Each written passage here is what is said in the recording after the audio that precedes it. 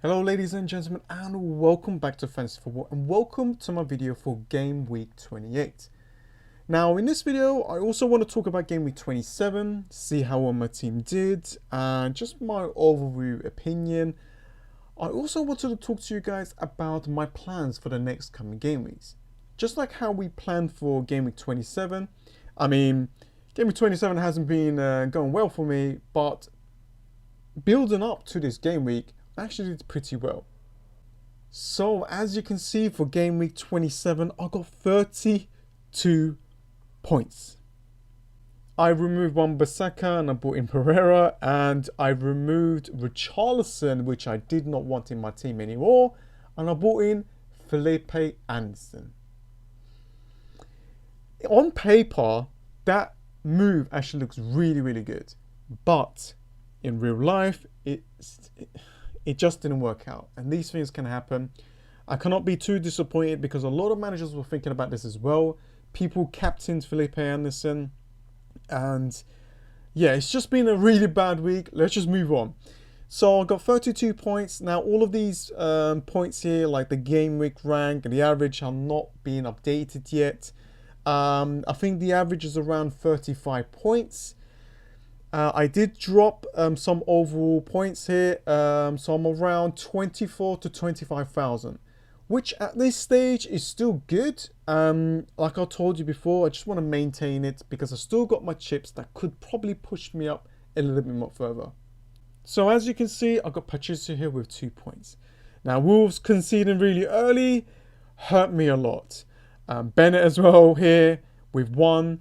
Pereira brought in 0. That Leicester City losing 4-1 against Crystal Palace.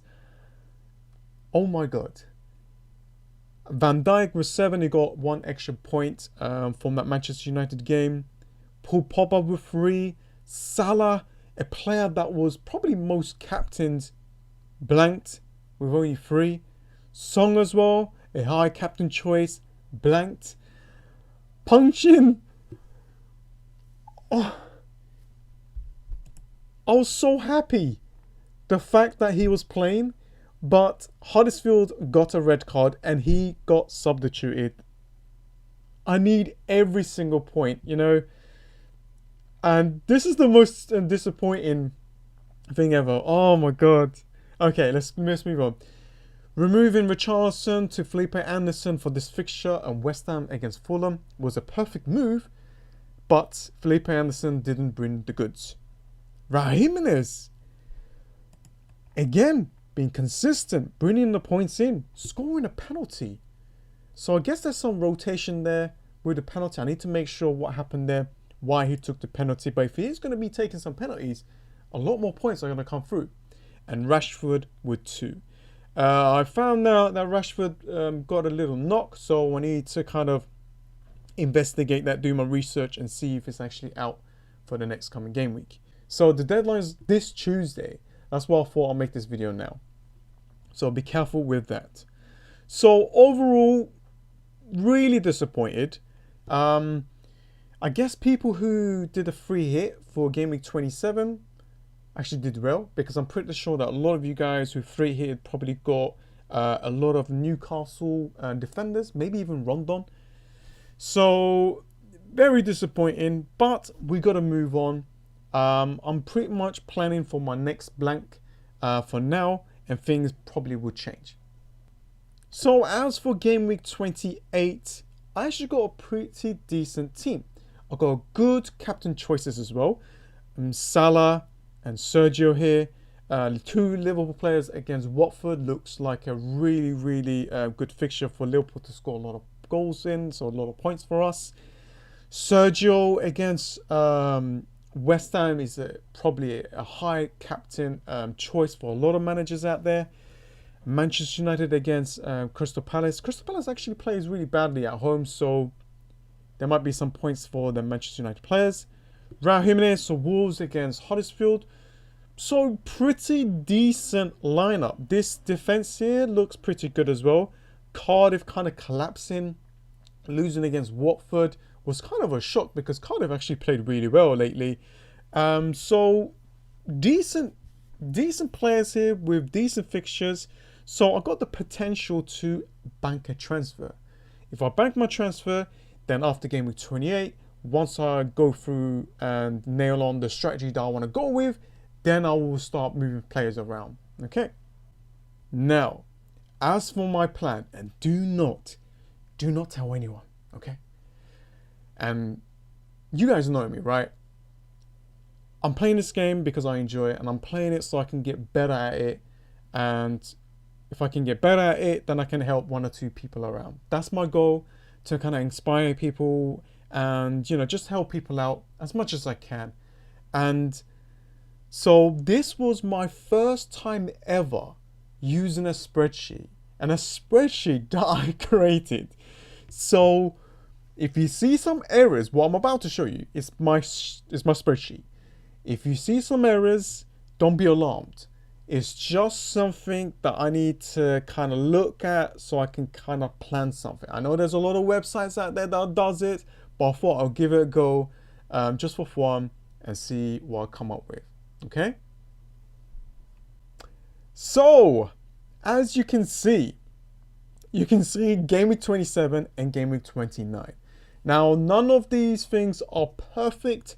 There are problems with this spreadsheet. I'm still amending it.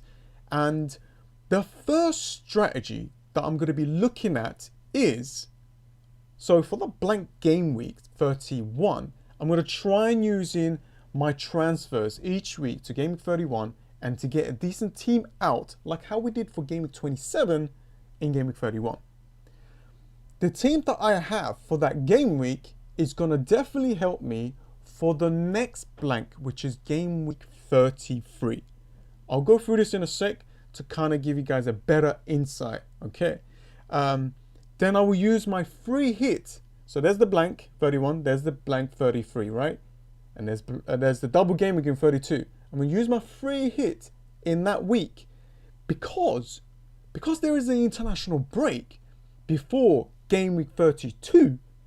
This will give us a better chance to know exactly who is fit, who traveled, who did what, who's ill. I think that plan works out really well. Okay, then I'll decide on when I'm going to wildcard later on. That's later on. So let's have a look at the first stuff. Now, as you can see for game week 27, this was my team. This red shows that they're blanking. This green, it shows that it's got fixture. And this yellow shows the players that I transferred in, like the new players. I done one transfer here, Richarlison to Anderson. Then I took that -4 for Wan-Bissaka to Pereira. Cool. I did that because that will help me for game week 31. If I move this across, just bear with me, okay? If you see some errors, don't worry. It's still going to change. Don't worry. This is my team setup for game week 28. Huddersfield. So as you can see, I've got quite a good fixtures at the back. Van Dijk, Pereira, even this Digne against Cardiff looks good. 2 home games here, Salah and Sergio. So a decent team here. And as you can see, the yellows are still showing the new play transfers that I brought in that's going to help me for the blanks. At this stage, I am thinking to bank a transfer. Because after game week 28, once we find out more information about the double game weeks, you know, more of the fixtures, then I can decide on which strategy that I'm going to nail on and go with. If Rashford is out, then I might think of to bring in a player like Rondon from Newcastle. Kind of spoke about this player before. He's got a fixture in game week 31. Actually, let's have a quick look just to make sure. So if we go back here, so I'm going to look at players that's got a fixture in game week 31 and 33. So if I'm removing any injured players, I'm going to be bringing in the blank game week players. So Rondon, let's have a look. He's got fixture against Bournemouth, not bad. And he's got fixture against Crystal Palace at home, not bad. So those are the adjustments that I would do each week. As you can see for game week 29, I'm thinking to use one of my transfers. If I bank a transfer in game week 28, I can use one of my transfers in game week 29 and remove Patricio for Fabianski. Fabianski's got Newcastle. Patricio will have Cardiff. I can still use Ryan Bennett here. These things I'm not 100%, you know, I'm going to change things around anyway. And injuries and stuff like that, suspensions will occur. So I have to make some adjustments. But it's good to have some kind of idea. So let's just do this. I'll still have one transfer. In game week 30, I hope you are still with me. In game week 30, Fabianski will have Cardiff away. As you can see, Bennett, we have Chelsea away, and you know, Wolves goalkeeper. If I had Patricio against Chelsea, is going to be difficult anyway. And Fabianski has got a game in game week 31 and 33. So at this stage, I'm thinking to remove like Ryan Bennett and maybe get Klein. Klein's got a great fixture against Huddersfield, plus he plays in that blank game weeks. And then once the blank game week effects, once we are here, I don't even know how I'm going through this. I hope I can explain this properly. I'm going to remove, you know, this is just an example.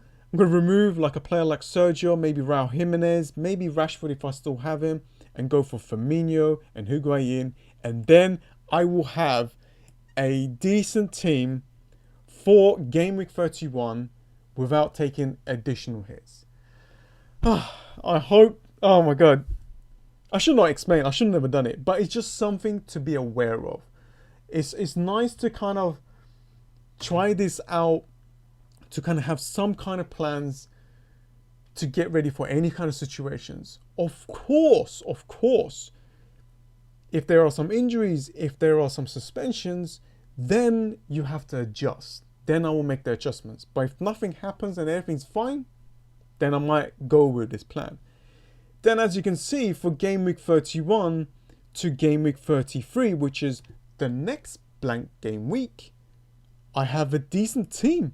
I have a team for this week.